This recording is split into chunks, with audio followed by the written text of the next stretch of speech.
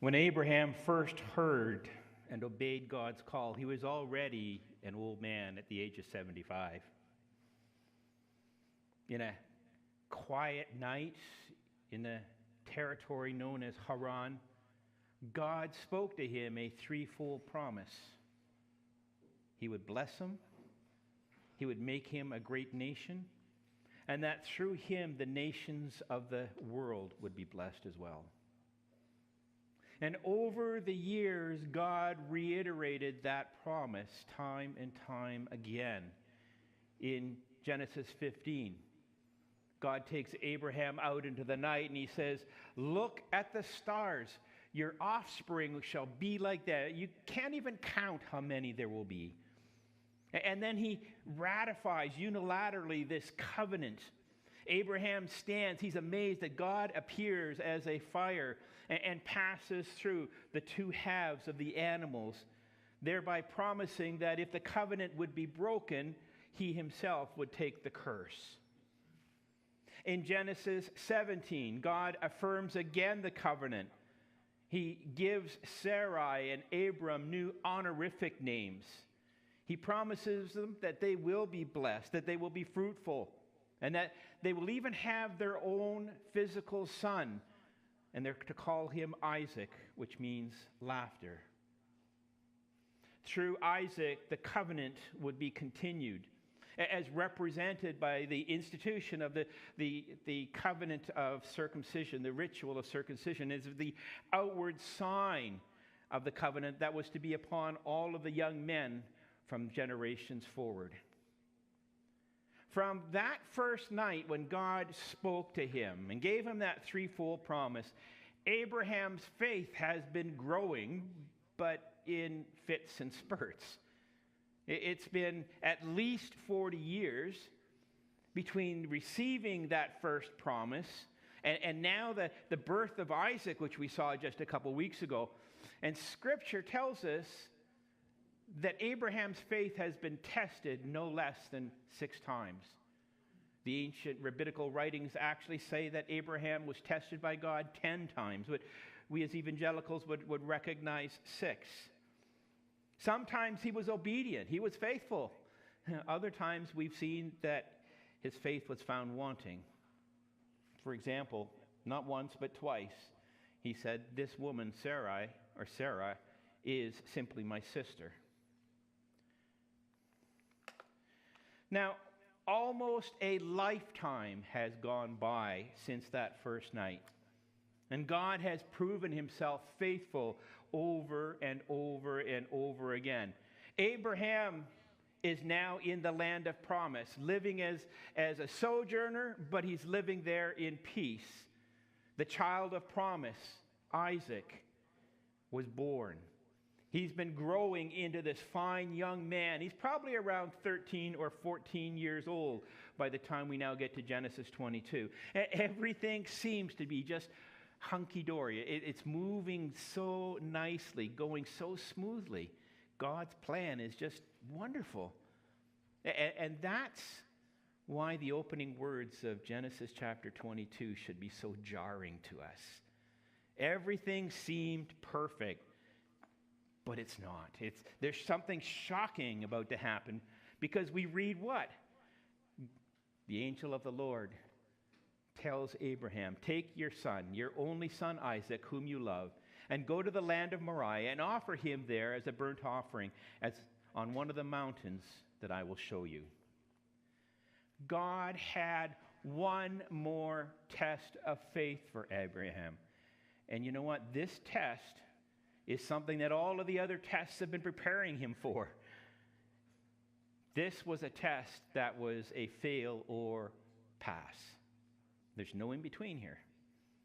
Now, when we say that we're going to put something to the test, we're going to try something out, what we're saying is that we're going to take an object or a person and we're going to put it in a situation where we can apply pressure, we can apply agents of change, and we want to evaluate if and when it actually changes, right?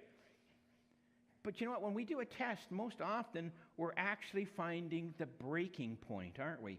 At the point when something actually changes. when the stress actually goes beyond what that person or that object is able to withhold, when the pressure goes beyond what that faith can bear. When we want to know what when we want to test a rock and we want to see how strong it is, we put it under this gigantic pressure, don't we? And we want to see when it shatters apart. If you're at work and the boss wants to find your breaking point, he wants to put you to a test, that's what he's doing. He wants to find the point at which you're going to say no more, which you break down and you just say, that's it, I can't do this anymore. But you know what? It happens so often in school too.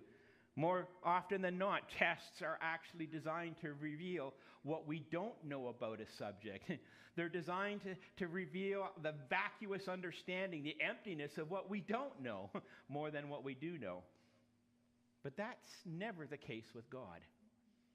When God tests his people, it's never to tempt us into sin. It's never to find our breaking point. And it's never to find our shortcomings or our faults. He does it to reveal the true nature of our faith. Something that's already there, but hidden. Something that he's already been working on and developing in us, building in us, but something that we haven't yet demonstrated to be true. Does that make sense? It's something that is in us that God has been working on, yet not yet demonstrated. And so the test is to demonstrate or to bring that to the forefront. So this was a test of loyalty. And I don't know about you, I just shudder at the thought. How could God ask Abraham of that? Does he love God more than his son Isaac? Well, yes. Is he prepared to put all of his hopes, all of his expectations, all of his dreams in jeopardy to be obedient to God? Yes. So it's a test to demonstrate the true depth of Abraham's loyalty and love to God. Not to break him, but to demonstrate the true shining preciousness of Abraham's faith. Again, this was a test of loyalty, and I can't imagine any of us ever being asked to do this. I can't imagine what Abraham must have felt when he heard those words. Could there be anything more horrific than any of us, if we have kids, to hear, to offer your only child, to offer the one that you've loved, to offer the one that you've raised and disciplined and discipled, the one that you care for so dearly, the one on whom all of your hopes and dreams as you get older are set. Cut his throat and burn his body so that there's nothing left. How can a holy and righteous God have asked Abraham, how could he ask anybody to do that? I don't know, except that it pictures perfectly, doesn't it, the sacrifice of Jesus Christ when we come to the New Testament. That God himself sacrifices his one and only Son, the one beloved Son he has. And so we're going to get back to this, but what happens is in this scene, in this offering of Isaac, the gospel is anchored into the Old Testament in types and shadows.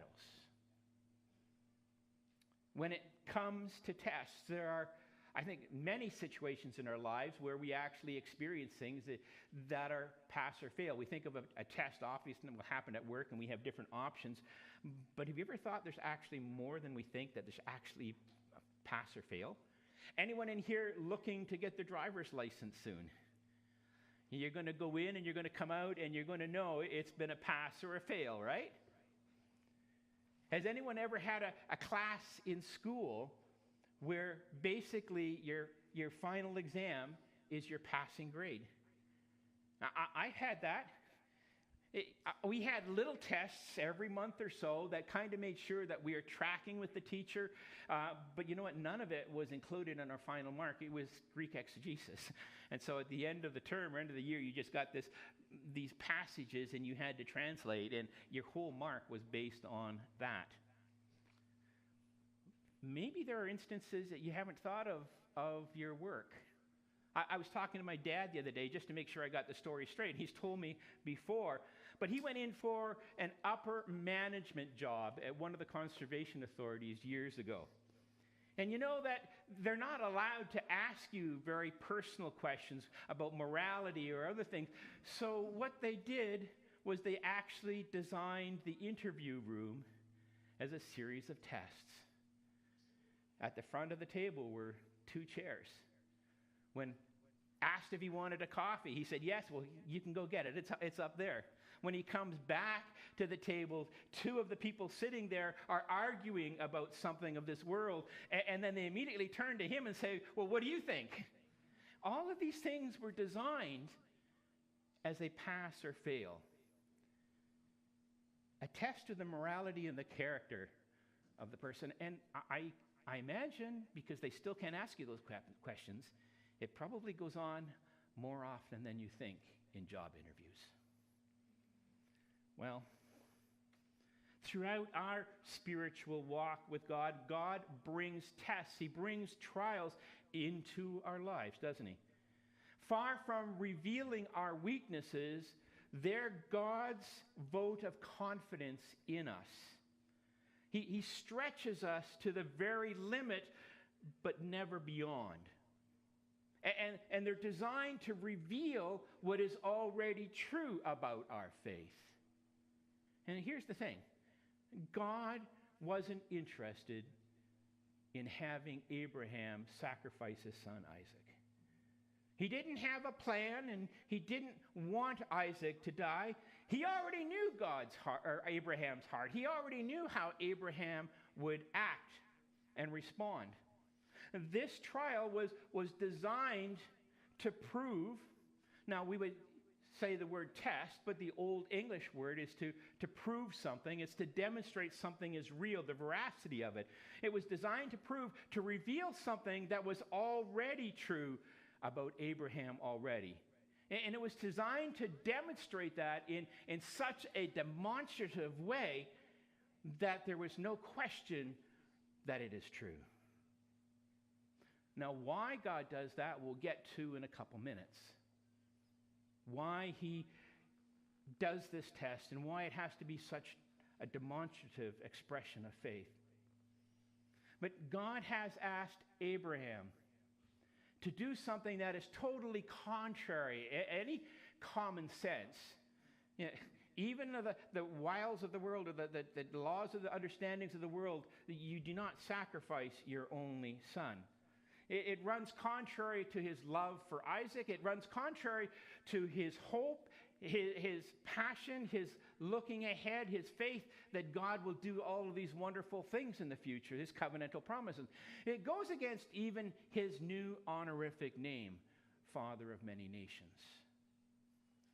Wow. In the same way God tested Abraham's faith, he often tests ours with tests that are profoundly challenging trials. And he does it to burn away the dross, to burn away the things that are useless, the things that are nothing, to be able to leave behind the pureness of our faith. Let it stand on its own.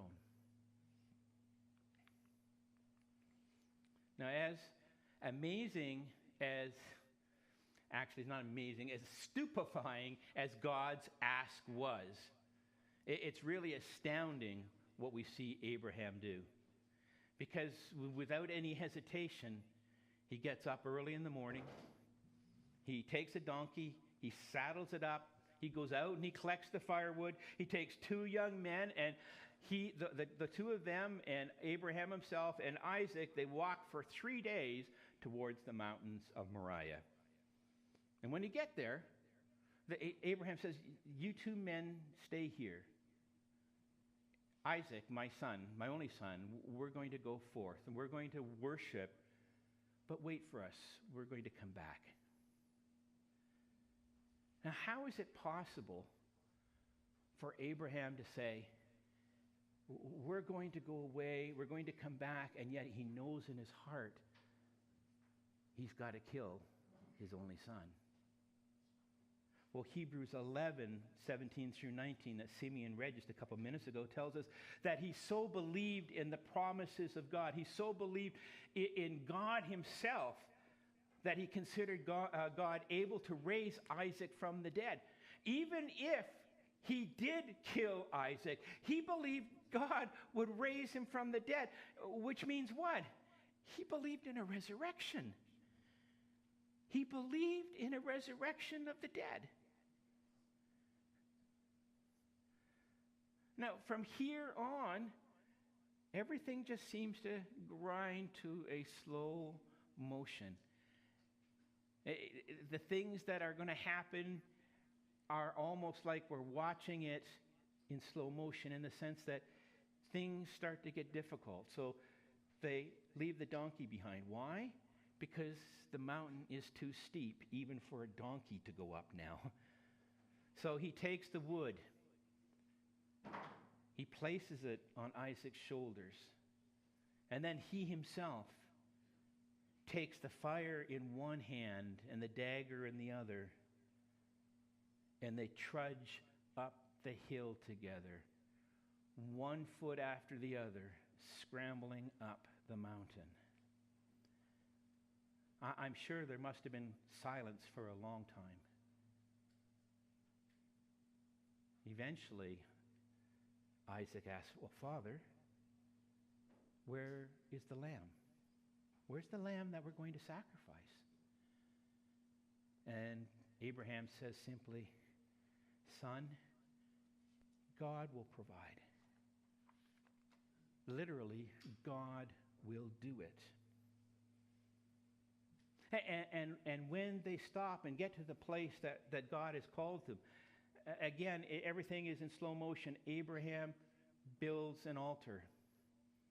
He puts the wood down. He binds Isaac. He lays Isaac tenderly on the wood. The fire's ready, and he raises the knife above Isaac to plunge it into his heart. Abraham's trust in God is complete. You can't get any better than this. God will offer a sacrifice. God will do it. But you know what? Think of Isaac. Think of the faith he must have had. Think of his father's faith, which he must have developed alongside. He was a young man. He was stronger. He could have outran his father. If he did not want to be bound and sacrificed, he could have just hightailed it out of there, and there wouldn't have been anything Abraham could do about it. But he doesn't struggle. He doesn't say a word. He lets his father bind his hands and his legs, lay him down on the wood, and prepare for the sacrifice. Abraham couldn't have sacrificed Isaac without Isaac's permission or without Isaac's cooperation. And that is a stupendous thing to think about. In the same way that Abraham obeyed God no matter what the cost, Isaac is now obeying everything that his father is asking of him, no matter the cost. Abraham's words, God will supply for himself a sacrifice. These are the most important words for us in the whole of this chapter, because they express for us Abraham's complete trust in God, while at the same time letting God be God. You know, Isaac said, well, what are we doing? Well, Abraham couldn't tell him. Abraham himself didn't know what God was going to do next. All he could say was, God will take care of it. And these simple yet profound words of hope and trust, in no matter what the circumstances, are what faith are to be for us. We are to trust God implicitly in every situation. And if He desires to do something outside of our expectations or desires, again, He is sovereign to do whatever He desires. And that's exactly what the purpose of tests are for, right? Ultimately, it is to burn off this dross. A test of faith by God is designed to reveal that we love God more than anything else that we hold dear in this world, that we trust Him explicitly with every aspect of our life, fully and completely. No matter what the circumstance may be, He will be glorified in what He decides to do. And that's what we see Abraham doing.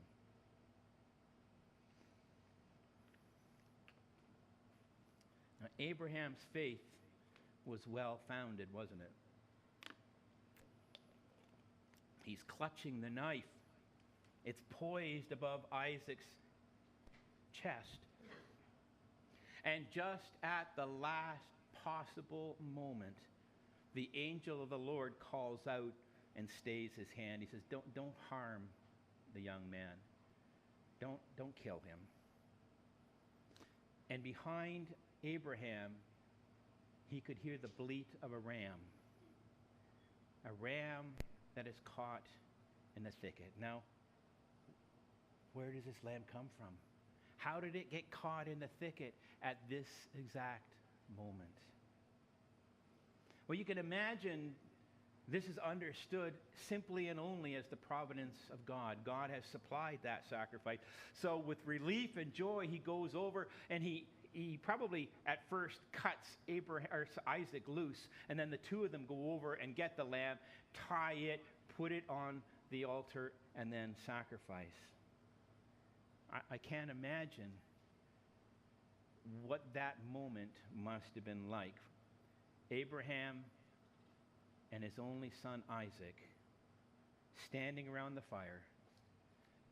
Maybe Dad's got his arm around Isaac's shoulder, and they're just staring at the fire, watching it consume the ram. The very thing that took Isaac's place. It's a unique moment in history, isn't it? It's a unique testimony of God's grace. Lord, everything that we hold dear, everything that we are, is on that altar. And we're watching it be consumed for your glory. Well, as an expression of his utter joy in seeing God provide this ram, Abraham calls this place, the Lord will provide. And here's the reason. It's because the one who tests is also the one who provides. The one who tests is the one who provides, which is a profound truth for us to grasp. As we grow in our faith, as we experience our faith being tested, God stretches it to the limit, beyond what is seemingly humanly possible, but he doesn't break it. He does it to reveal something, the strength and the resilience of what he has already brought about. God tests, he stretches, he asks us to give up everything in obedience to him. And by faith, we believe, we trust, and we obey because he provides. God stretches our faith to the very limit. Now, I don't know if many of you will remember, if you're over 40 probably, but there was one of the big boy toys in the 70s was something called Stretch Armstrong. You ever seen him? No? Stefan says yes. So it was this rubbery, blobby man and you could literally take his arms and his legs, and he's about this big, you could stretch him out to this far. You could drop a cinder block on them. I remember kids actually putting firecrackers on him, and nothing happened. But that was the whole thing of the toy. God stretches us to the very limit, but never breaks us. He tests us, but we're never found wanting. Now, I've been using, I think, the word astounding a lot, but as you look at what's going on here, I can't think of another word to replace it because there are so many astounding things. But Abraham's astonishing act of faith of not withholding anything, including Isaac, from God, prompted God to do something he's never done before. This is the first time that God does this. He swears by his own name. He says, because you have obedient, I swear of everything that I am, by my name, I will surely bless you. I will surely multiply you. Everything that you have held dear, everything that I have promised you is now grounded in the demonstration of your faith. The surety of these things are demonstrated through my swearing to my own holy name. And we see that start to unfold in verses 20 to 24. If you look at verses 24 or 20 to 24, it looks like just a short rando list of people that have no connections, right? What's it doing here at the end of the chapter? But I'll tell you what it's doing here. If Isaac is the child of promise, and if the nations were to be blessed through Abraham and then through Isaac afterwards, then Isaac would need a wife to be able to have his own family, to have his own children, to go on from generation to generation, right? And that's what these verses tell us. Look at verse 23. Bethuel fathered Rebekah. God put in his word, he wants us to understand that on the confirmation of Abraham's obedience and his fealty or swearing by his own name, God has already put into motion the means by which these blessings will come about. It's going to be another chapter or two before we actually get to looking for Rebekah as for Isaac's wife. But God tells us here and now, in this instance of offering his son, that Isaac's wife is already being provided for. The blessings and the promises of God are already being worked out by his providential care. Now, I have to confess something. I've actually struggled the last couple days in writing this. Yesterday was a really horrible day. I struggled because I found it difficult to continue to make a connection between what God's doing in Abraham's life and testing his faith and what God does in our life when he tests our faith. Between what God's doing in Abraham and what he does in us. And I say that because I'm sure you already know there is something deeper, more important going on here. There's a theological reality, a truth that permeates every aspect, every verse. The reality is that Abraham holds a very unique purpose in the redemptive plan of God, does he not? He is the father of all who believe in God, and very specifically who believe that Jesus Christ is the fulfillment of all of the promises of God. And so chapter 22 is really considered by many one of the highest peaks in the Old Testament. As you look out, it's one of the highest peaks of God's progressive revelation of the plan of salvation between the Old Testament promise and the New Testament reality in Jesus Christ. There are so many shadows and types of the gospel in here. I'm afraid I'm not going to catch them all for you. Things that reveal that Jesus Christ was already, or was always the plan of God. That God's original covenantal promises all look towards Jesus Christ. They built and found fulfillment in him. You can call Genesis 22, I was thinking about this morning, you can call Genesis 22 the Old Testament stage rehearsal for Calvary. The Old Testament stage rehearsal. Because God is seeding in key spiritual truths and themes in preparation of Christ's great work of salvation. Abraham is called to sacrifice his only son. Not just only son, his only beloved son, the son of the covenant. He's to offer him as a burnt sacrifice. And if you remember, a burnt sacrifice is actually a sacrifice whereby one animal or one thing dies in the place of another. And it dies in that place so that it can atone for something. So even simply in that sacrifice, there's this foreshadowing that we call atonement, substitutionary atonement. Something has to be put in the place of Isaac to be able to satisfy God's perfections. Jesus Christ died on the cross for our sin. And what was the place? Where were they to go for this to happen? They were to go to the place where the mountains were called Moriah. Many scholars over the centuries believe that this could very well be the place where Solomon's temple was built. And if it was not, it was close to it, and possibly even the very Mount of Calvary itself, where Jesus Christ died. Now, even if it wasn't, we still know that Christ died on the mountains of Moriah. Again, a shadow looking forward. Isaac carried the wood on his shoulders.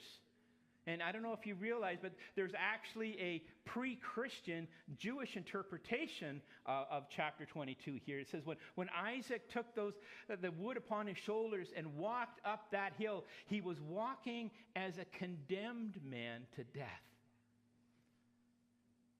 Foreshadowing of Christ carrying his cross up the hill to Calvary. The precious reality that it is God who provides his own acceptable sacrifice, and that sacrifice is a lamb or a ram. The simple yet profound truth that God can and will raise people from the dead. So there's all of these types and shadows and theologies coming into this. They're being embedded in God's progressive revelation of what he's going to do down the road. They're in a format that Israel may not necessarily understand yet, but they're there. And they all look forward to Jesus Christ. Now add to that, who comes to Abraham and says, "Don't kill the boy"? It's the angel of the Lord, isn't it? Who is the angel of the Lord? None other than Jesus Christ himself. We call it a Christophany, the appearance of Christ before his physical birth. And I was blown away this morning by the thought, Jesus Christ is overseeing. He's watching. He's presiding over the dress rehearsal of his own death. And he says, God will provide. Abraham, I will provide. Now, according to John chapter 8, Jesus is talking to the Jews, and he says something that they're just stunned by. He says, Abraham looked forward to my day. Abraham saw me. And working this backwards into this whole understanding of this animal having to die in Isaac's place, it being offered by God, it being consumed wholly. Every theological theme that's wrapped up in here, we have an understanding in John chapter 8 that the Lord blessed Abraham somehow as he's sacrificing Isaac, as he replaces the ram for his son, he is able to look forward through the centuries and picture a greater sacrifice, a greater substitution, a greater son. And all of this, I think, answers the question which most of us have as we read this for the first time. The big question, why? If God already knew that Abraham would respond by faith, that he believed that even if he killed Isaac, God would raise him from the dead, why did God ask Abraham to do such a horrible, disgusting, despicable thing? Why was such a demonstrative demonstration, a confirmation of faith needed? Now, who benefits from this test? Well, God asked Abraham to do such a horrible thing because, again, it puts in place a permanent foreshadowing and what we call typology, or looking towards Jesus Christ. A permanent foreshadowing of the horror that God himself would have to sacrifice his only beloved Son for the sins of his redeemed people. It's a foreshadowing that was designed to make his people in the Old Testament look forward, to yearn forward to something greater that was needed to take their place because of their sinfulness. God demanded such a demonstrative expression of faith because his people needed to understand the commitment, the loyalty, the dedication that was demanded of each and every person, each and every one of us, if we are to be followers of God. What does it mean to follow after God? What does it mean to be committed to Christ? And who benefits? Because he is the founder of our faith, the faith of all who believe, we have an example of the extent of the obedience that God expects of us, that we need to follow after, to observe. We have an example of what Jesus calls in the flesh when he says, forsake the world and any other loyalties you have. Flee from sin. Deny yourself. Pick up your cross and follow me. Instead of simply asking how God tests his faith in his people, and that we can certainly say there's a direct application there. I want us to take a step back and think about all of the things of the gospel that are seated in here. Abraham was taken out into the night sky and he said, look at the stars. We're taken to the altar. And we're called to look at the glory of God that was revealed in the sacrificial offering of Isaac. Look at the purposefulness and the brushstrokes of God's grace that goes back 2,000 years, even before Christ walked this earth. The scope of his plan, the intricacies of it, the determination that he has to put in these things to direct his people so that in the fullness of time, Christ came and was that perfect sacrifice. Stand back and look at the gospel that is seeded into the Old Testament for us. Wow. What an awesome God we have.